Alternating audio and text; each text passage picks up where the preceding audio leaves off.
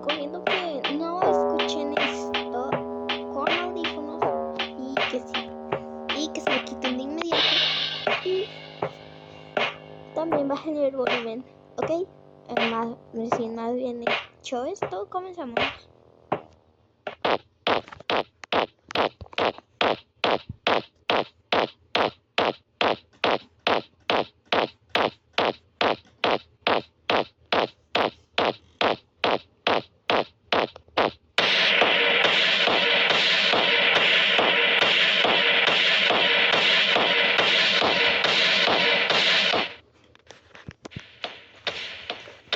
Hola, mamá.